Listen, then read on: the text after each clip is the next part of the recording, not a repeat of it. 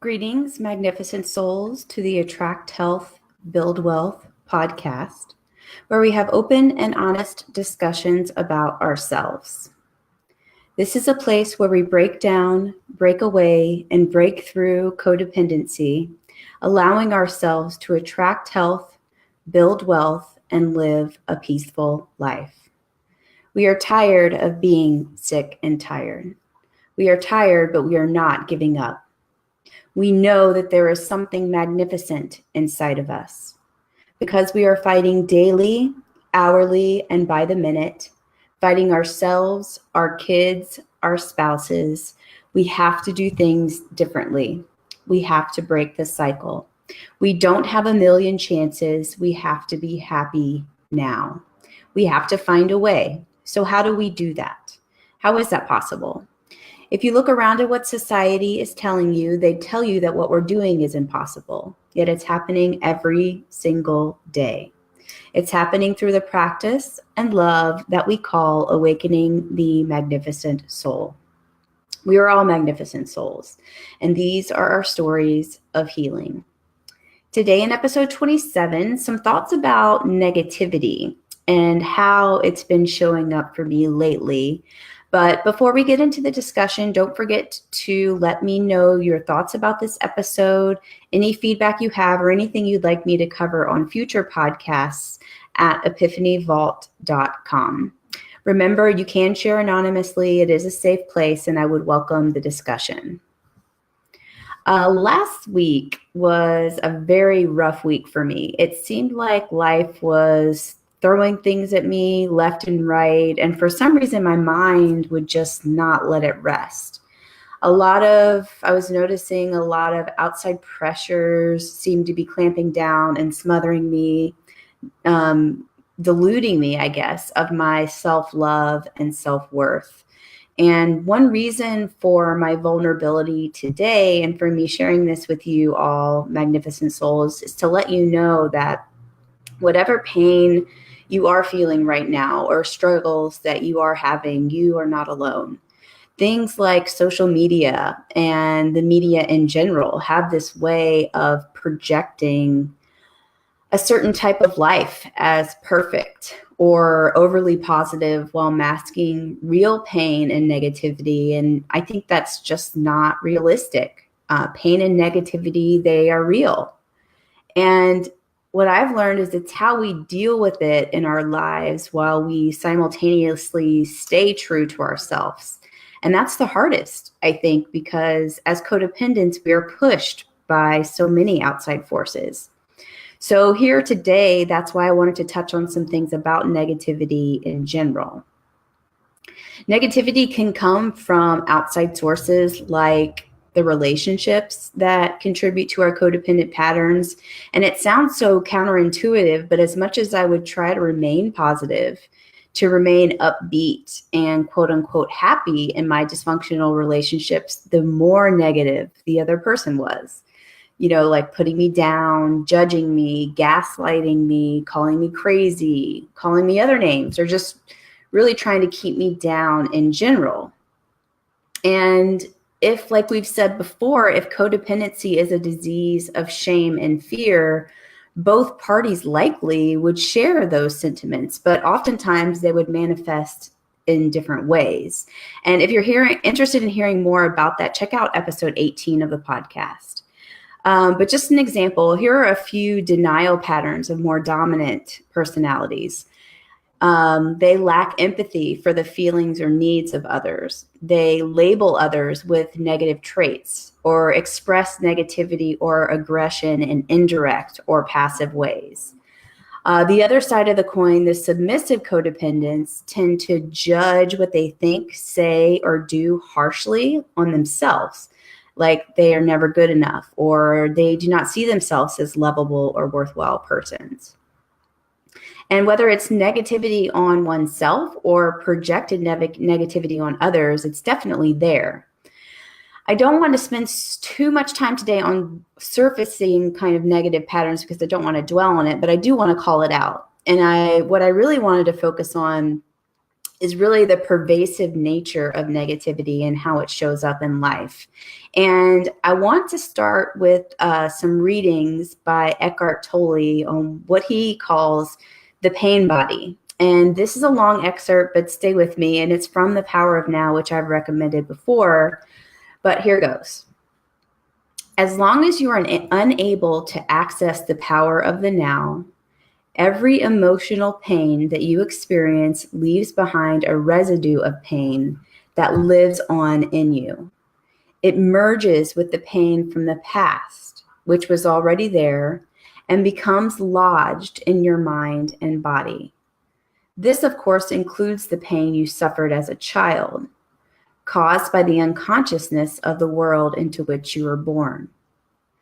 The accumulated pain is a negative energy field that occupies your mind and body. If you look on it as an invisible entity in its own right, you are getting quite close to the truth. It's the emotional pain body. It has two modes of being, dormant and active. A pain body may be dormant 90% of the time in a deeply unhappy person, though it may be active up to 100% of the time. I think he's referring to in a deeply unhappy person. Some people live almost entirely through their pain body, while others may experience it only in certain situations, such as intimate relationships or situations linked with past loss or abandonment, physical or emotional hurt, and so on. Anything can trigger it, particularly if it resonates with a pain pattern from your past. When it is ready to awaken from its dormant stage, even a thought or an innocent remark made by someone close to you can activate it. Some pain bodies are obnoxious but relatively harmless, for example, like a child who won't stop whining. Others are vicious and destructive monsters, true demons. Some are physically violent. Many more are emotionally violent. Some will attack people around you or close to you, while others may attack you, their host. Thoughts and feelings you have about your life then become deeply negative and self-destructive. Illnesses and accidents are often created in this way. Some pain bodies drive their hosts to suicide. When you thought you knew a person and then you are suddenly confronted with this alien, nasty creature for the first time, you are in for quite a shock. However, it's more important to observe it in yourself than in someone else. Watch out for any sign of unhappiness in yourself in whatever form. It may be the awakening pain body. This can take the form of irritation, patience, a somber mood, a desire to hurt, anger, rage, depression, a need to have some drama in your relationship, and so on. Catch it the moment it awakens from its dormant state. The pain body wants to survive, just like every other entity in existence.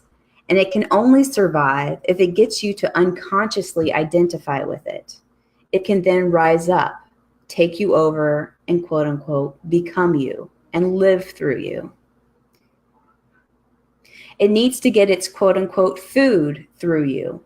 It will feed on any experience that resonates with its own kind of energy.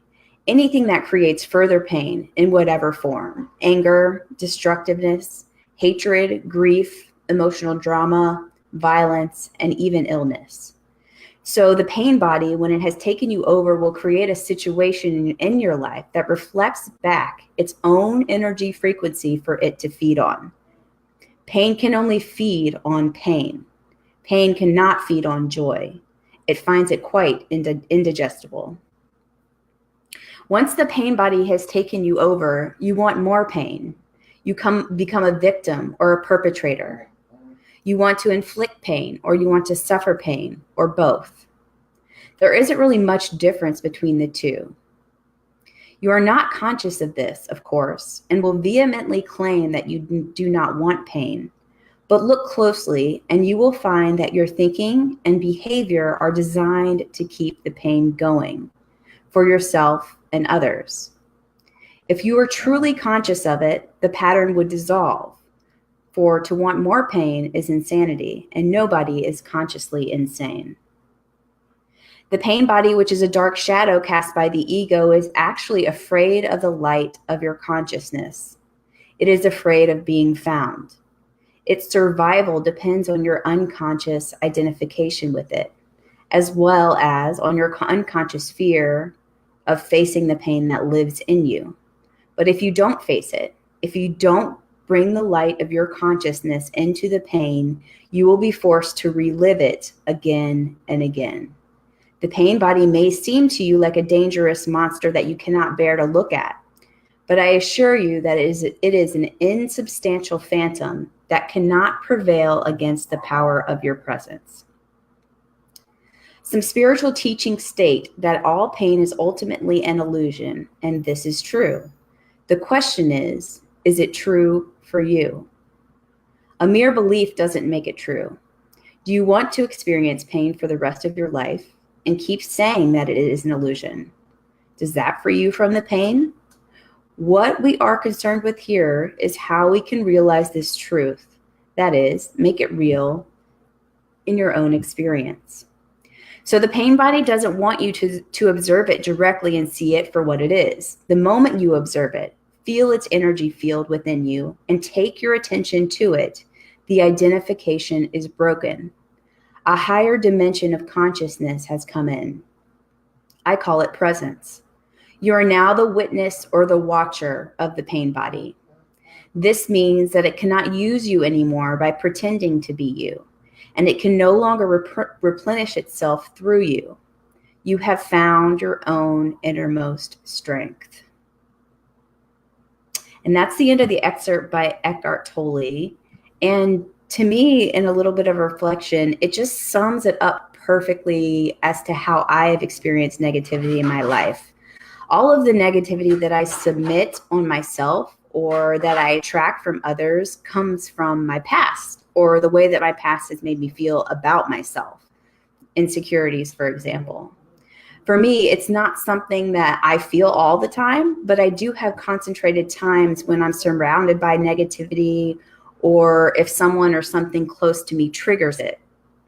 It's a constant work in progress, honestly. But when I can recognize my pain body, like he said, and when I get frustrated, flustered, angry, impatient, it helps me to just call it out to myself. That is not me. That is my pain body as an entity on itself. In fact, my term for it is the negativity virus, but it's the same, pervasive, aggressive state of being that seems to have a mind of its own. That's what Eckhart calls the pain body.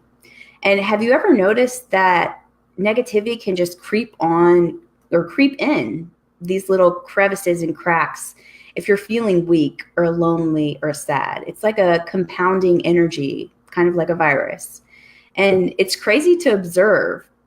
And when you get to that point where you are self-aware, it's quite intriguing to watch how it can just float right in. I'm going to end the show now here in a minute, but I just urge you to be as objective as possible and to not put a lot of pressure on yourself to be perfect. Yes, you will have bad days, weeks, months, and that's okay. Negativity is out there and it always will be. I think it's in our codependent nature, especially submissive codependence, to ignore those feelings or mask them. But in the end, you would be doing yourself a disservice if you do that. So if you are reflecting in your journal or using calming meditations, you can teach yourself to call out your feelings for what they are. And in my experience, that self-awareness will be key in opening up your door for awakening and a peaceful life. That's it for today, magnificent souls. I'll see you next time. Living and loving.